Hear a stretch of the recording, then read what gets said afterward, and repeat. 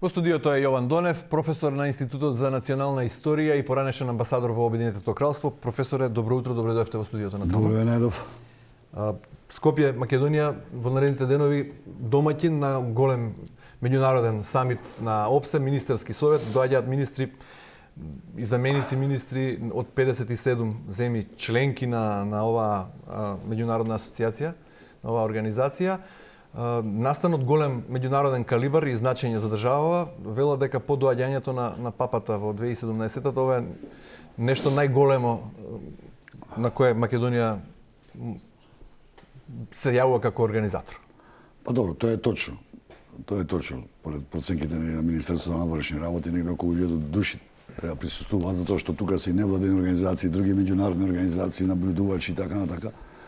Така да ќе има доста работа за полицијата генерално, па и за граѓаните на Скопје, затоа што сепак не е мала работа да бидете домаќин и да ги угостите сепак и високи функционери државни, меѓутоа и сите учесници на овој настан да престојуваат 24 сата, за кој зависи како, или 72 сата. Претходниците сигурно и повеќе можеби да се случи да бидат тука више, може некои веќе почнали да пристигнуваат. И тоа е навистина голем настан за нас. И оно што за мене е уште позначајно, тоа се две работи други, а тоа е да се организира ваков настан бара огромни напори, сериозен протокол, нешто што вие може да го знаете теоретски или да сте го виделе негде, да сте биле, тоа е големо допринос и за Министерството за надворешни работи, меѓутоа и за сите останати државни органи, затоа што претпоставам дека после ова Македонија ќе може многу полесно и да се конкурира за организирање на вакви настани и да ги организира безпрекорно на еден или на друг начин. Секогаш има овие ексцеси, секогаш има некои промашување на протокол, меѓутоа многу е важно. Тоа за мене е многу важна работа. Крајна линија тоа се пари кои ќе се влеат на еден преку данокот, преку ДДВ, тоа ќе се влеат и во буџетот на Република Македонија. Тоа виси на крајот дека кришате и туристи. Во секој случај голем предизвик од организацијски. Тоа е голем предизвик, меѓутоа се надевам дека ќе успееме да го направиме тоа и дека уште пожелувам да ја запамтиме целата процедура како сме го направиле тоа, за да евентуално после тоа можеме да направиме. И оно што за мене е исто така многу важно, за Македонија е многу важно, да бидете председаваш со ОПСЕ, не значи само да председавате со состојниците на ОПСЕ или на постојаниот комитет во Виена, или на вакви некои средби и така натака. Тоа е големо искуство за дипломатијата наша, затоа што треба да се постигне компромиси, да се научи техниката да се усоврши, да бидам попрецизен, техниката на преговарање, на усогласување на ставовите, посебно со држави кои што имаат понекогаш и без оглед што е една единствена цел му е на ОПСЕ, нели, безбедноста и соработката во Европа. Меѓутоа сепак сите региони си имаат свои посебни специфики. Вие се среќавате, нашиот министер за надворешни работи се, колку што можам да видам, се има сретнато со најголем број од министри на државите членки на ОПСЕ. Да разговарате со нив, тука секогаш во негова придружба и други амбасадори, амбасадорите на нашите држави, во сите држави членки на ОПСЕ, сигурно биле ангажирани. Мисијата наша во ОПСЕ, во Виена, што е зголемена и така натака. Тоа е голем бенефит за Република Македонија. И пред да стасаме до главните звезди на самитот, уште едно прашање, спомнавте и сами, голем предизвик од организацијски карактер, меѓутоа и голем дипломатски предизвик за земјава како домаќин, бидејќи да се претседава со ОПСЕ, како што рековте, не е само да се претседава со состанокот, туку и да се посредува, да се прават компромиси на сите можни конфликти. Живееме во, за жал, многу турбулентно време каде што конфликтите се секојдневие. Една од главните непознатици е кој ќе биде следниот претседавач со Македонија со оглед на ветото на Русија за Естонија. Сега се бара можно решение според најавите од Москва, односно според најавите на рускиот амбасадор во ОПСЕ, кој рече дека нема Русија да дозволи земја членка на НАТО да биде следен претседавач со ОПСЕ, со Организацијата за безбедност и соработка, и сега се бара некоја алтернатива во некоја неутрална земја, па како кандидат се споменува Малта. Мислите дека ќе биде Малта компромисот ќе се најде, или пак неколку сценарија чита во оптек? Австрија исто така како земја која не е членка на НАТО, а која е домаќин, односно седиштето на ОПСЕ е во Виена, или пак Македонија да продолжи да преседава и во 2024. Која според вас е најостварлива опција? Знаете како, Австрија доброволно се пријави. Проблемот е кај Малта, тоа што Малта следната година ќе биде членка и на Советот за безбедност на Обединетите нации. Малта има мала дипломатија, мала држава е сосема нормално и тоа многу ќе ги напреседава и сопсе навистина сериозно ќе ги оптерети позициите на Малта внатре, технички, човечки ресурси и така натака, затоа што сепак ви треба да имате луѓе за да може да покриете такви две значајни позиции, како што е позицијата на ОПСЕ и членка на Советот за безбедност на Обединетите нации. Тоа ќе го знаеме, претпоставам, утре, зашто утре мислам дека е последниот состанок на постојаниот комитет на амбасадорите во Виена, кој треба веќе претпоставам да се реши и тоа прашање, ако се реши, ако не се пролонгира. Австрија самата се понуди, иако мораме да очекуваме од друга страна реакција евентуално на членките на Европската унија, затоа што Естонија е членка на Европската унија. Имаше исклучително оштра изјава естонскиот министер за надворешни работи поставањето на вето од страна на Русија и Белорусија, дека треба Русија да се исклучи од Организацијата за безбедност и соработка. Нешто што Австрија веднаш се спротивстави, смета дека тоа не е во ред во овој момент, во ваква ситуација кога фактички се прекинати комуникациите помеѓу Русија и членките на Европската унија и секогаш дипломатите и пожелно е да барат и знаат дека треба да имаат отворени канали на комуникација меѓу себе за колку што може да се избегнат големи недоразбирања кои може да предизвикат ескалации на кризите. А имајќи предвид при тоа дека минатата година исклучија Русија од Советот на Европа.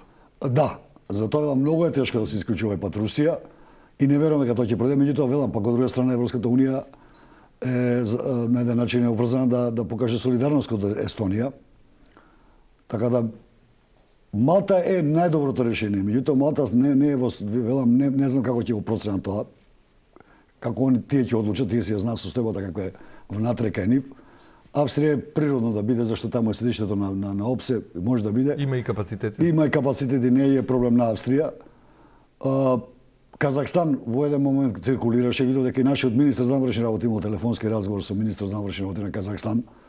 Имаше едно многу штуро соопштение што претпоставам дека и тоа е во игра, меѓутоа повторно прашање на компромис меѓу големите сили. Впрочем, дипломатијата и тоа. Да, ама во овој момент е многу тешко. Велам, многу е тешко затоа што сите тие членки на најголемиот број од членките земји на ОПСЕ, кои се членки на Европската унија и на НАТО, од страна на Русија се прогласени за непријателски држави. И сега веќе е многу тешко да се постигне компромис. А меѓутоа, велам, во крајна линија и да се случи компромис, без буџет што ќе правите? Веќе 2 години ОПСЕ нема буџет. Сите програми му се сведени на она што претходно е договорено како проекти да се реализираат, а не може да испраќа нови мисии, нема пари за тоа. Изборот на тројцата главни функционери во ОПСЕ, кои што се покрај генералната секретарка Шмид, исто така е доведено во прашање и околу тоа нема компромис. Така да ситуацијата е исклучително тешка. Македонија може да го продолжи преседавањето, не дека не може. Може пола година, може и цела година. Меѓутоа повторно ќе се соочиме следната година зашто е Финска преседавач. 2025 година е Финска треба да биде преседавач. Повторно ќе го имаме истиот проблем, посебно сега зашто е Финска нова членка на НАТО. Ќе имаме уште посериозен проблем таму. Така да се надеваме дека ќе успеат да ги надминат барем малку од малку недоразбирањето. Целосно се надминат нема да се успее, барем да се најде некој компромисно решение. Тоа е тоа што ја прави тежината на овој министерски совет и Македонија како домаќин уште поголема и како. Па тоа е точно, меѓутоа прашање е и тоа дали ќе можеме да успееме. Знаете, ја ги гледав кој што можам да ги следам по соопштенијата на амбасадите на мисиите акредитирани при ОПСЕ. Знаете, они што сосема ги разбирам и ги оправдувам, жестоки реакции кон Русија секој втор ден, трет ден објавуваат соопштенија.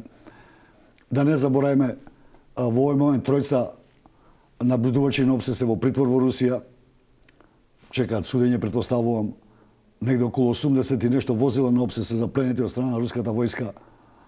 Тоа е сериозно, без оглед на седото, тоа е сериозен проблем. Од друга страна пак Русија ги обвинува мисијата на ОПСЕ во Украина ја обвини дека тие им давале известителни информации на украинската армија во кои цели и каде да гаѓаат.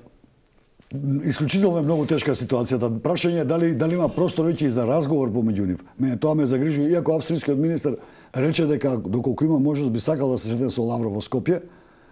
Меѓутоа велам тоа е многу тешка ситуација. Добро, во таа тешка ситуација каква порака се испраќа со дозволата за влез, односно укинувањето на забраната за присуство и на, би рекол, главната звезда, на некој начин така ќе се наметне рускиот шеф на дипломатијата Сергеј Лавров, бидејќи се најавува од таму дека доаѓа со 80 члена делегација и дека дури е можна средба на маргините и со шефот на Стејт департментот Блинкен. Дали е тоа сепак позитивен сигнал со тоа што воопшто една земја членка на НАТО и кандидат за членство во Европската Унија му дозволува на руски министер да дојде во Скопје во време на вакви затегнати односи? Па добро, минатата година Полска му забрани, на исти оваква средба што се организираше. Да, лани во декември. Да, Полска му забрани. Како земја домаќин, како земја домаќин му забрани на Лавров да дојде. Пазете, Македонија оваа одлука не ја донела сама. Затоа велам, има ли место за надеж? Не. Македонија не може да одбијат руска делегација, иако пазете, тоа ништо не значи за Русија. Амбасадорот на ОПСЕ сигурно ќе дојде, што е на Русија во мисијата во Виена, ќе присуствува на оваа средба. Нејзиниот амбасадор во Скопје. Така да дали е тука Лавров или не е тука Лавров, тоа е незначително прашање, велам. Она пак ќе го каже своето, тоа што има да го каже, ќе го каже. Ќе присуствува на таа средба. И меѓутоа тоа е порака, некаква порака до Лавров дека сепак земјите членки на ОПСЕ, веќе нема само Македонија, мора пред да му се даде, дали ќе тоа биде Бугарија, дали ќе биде Грција, дали ќе биде некоја друга Романија или зависи. Се тоа покажува дека членките, останатите членки земји на ОПСЕ се подготвени да покажат некаков компромис со тоа што дозволуваат и Лавров лично да присуствува. Дали ќе присуствува, не знаеме се уште. Нема официјално соопштение на Руското министерство на надворешни работи, освен Захарова што даде таа изјава. Јас мислам дека Лавров и Руското министерство чека утрешната средба на амбасадорите да проценат точно дали вреди да се договара. Што е интересно, последното соопштение на Стејт департментот, иако кај нас се објави и министерот дека Блинкен доаѓа во Македонија, нема на веб страната на Стејт департментот такво соопштение, има дека Блинкен доаѓа во Брисел на средба на министрите за надворешни работи на НАТО, кај што ќе се разговара, што исто така доста интересно, ќе се разговара за Украина, меѓутоа се разговара и за Западен Балкан. Така да велам, секогаш не се знае зад кулисите што се случува и што се разговара и договара. Голем знак ќе биде ако Лавров дојде. Тоа сепак значи дека сепак ќе има знаци дека некој компромис се постигне. Министри на такви држави, големи држави, не сакаат да присуствуваат на средби каде што нема да има некаков компромис, нема да има некаков успех. Сепак внимаваат нели и на своето, и на државата достоинството што ја представуваат, меѓутоа и на своето достоинство. Меѓутоа и тоа е за нас проблем овдека, затоа што од минатата година немаше завршна резолуција. Не очекувам дека во Скопје оваа година ќе имаме завршена исто така резолуција, што е многу важно, зашто таму се уцртуваат програмските задачи на ОПСЕ за следната година. Тоа не верувам дека ќе успееме да постигнеме, затоа што велам секој знак, дури и самото тоа дека на иста маса ќе седат, доколку седат, и тоа не се знае, може да ја напуштат, ако Лавров дојде, секојаш сценарио има дека останатите ќе ја напуштат, меѓутоа доволно е тоа да биде. Нашиот шеф на дипломатијата Османи рече дека доаѓањето на еден носи ризик од недоаѓање на друг. Дали мислите дека каква порака испраќаме кон Димитри Кулева, шефот на украинската дипломатија, со тоа што му дозволуваме на Лавров да дојде овде? Свесни дека Македонија не ја донела таа одлука сама и во консултација со своите НАТО партнери и ОПСЕ. Кај да се одржеше, не мораше ни во Македонија, ако се одржеше овој состанок, ако беше Лавров Кубела нема да дојде. Тоа покажува, тоа покажува многу тешката ситуација во која што се наоѓа во овој момент ОПСЕ. Зошто тогаш Македонија реши да дозволи, односно ете ОПСЕ заедно и НАТО и... Ама што правиме ние без Русија ако Украина дојде? Што правиме? Добро, каква порака е пораката дека сме дека Западот е подготвен за некак да и даде? Тоа ви кажав, идејата е дека со ова присуство на Русија дека сепак останатите членки на Европската унија, посебно нели на ОПСЕ од Европска унија и од НАТО, се подготвени колку што може да вложат напори да ја спасат организацијата. Затоа што пазите вие ако и трета година останете без буџет, ако останете без преседавач следната година, ако останете без извршен секретар што ја води целата работа внатре во ОПСЕ, целата администрација и Овако, тоа значи дека опција више готова. Не знам што во каква ситуација се може да се повеќе. Прашањето е зошто Полска лани можеше во Лодж да му забрани присуство на Лавров, а ние не можеме. Тоа е она што ви го кажав на почетокот. Без оглед што сите во членки на земјите на ОПСЕ имаат заеднички интереси, нели безбедност, ако може да кажам, више и тоа не може да го кажам затоа што војна имаме во Европа. Па меѓу две членки на ОПСЕ. Меѓутоа ситуацијата со балтички држави, Полска, те имаат многу поголем отпор кон Русија, многу поголем анимозитет кон Австрија, чувствуваат загрозеност на своите територии, на својот суверенитет од Русија во овој момент и не може да ги осудите нив за што го направиле тоа. Професор, Македонија не е во таа ситуација. Македонија е во малце покомотна ситуација да може да го прими Лавров. Ако дојдат и Лавров и Блинкен во Скопје, како што се најавите, можно е да стане збори за нешто повеќе или само за спас на организацијата на ОПСЕ ќе биде таа порака? Не верувам дека можеме нешто повеќе да направиме, не верувам прво дека ќе има и средба помеѓу нив двајца. Тоа значи дека тајните канали работеле со месеци да се организира таа средба, не може. Не верувам дека такво нешто ќе се случи. Велам, може да се случи да се избере преседавач Русија да продолжи да не финансира или да ја блокира. И не верувам дека ќе се случи некое големо чудо во Македонија. Зошто тогаш доаѓа Лавров? Тогаш може да ги прати заменик Ама или... тоа е, да, па пазете, може да прати само амбасадор. Меѓутоа, од друга страна, знаете како у земја, тоа му е потребно и на Русија и потребно земја членка на НАТО доаѓа. Знаете, тоа не е ова мал удар и за НАТО, за Македонија не е тоа некој сериозен удар, зашто прво сите знаеме и сите знаат во светот дека Македонија не донела таква одлука самостојно, без консултации и тоа сериозни консултации. И немате друг избор како држава како што сте Македонија, нели? Меѓутоа доаѓа во членка на НАТО, тој ќе го представи како успех. Толку ви вреат вашите санкции. Безбедноста на Европа не може да се оствари без Русија, што тие цело време и го зборуваат. Дотише, да бидеме искрени, и Макрон тоа го зборува. Го зборуваат и некои други европски лидери.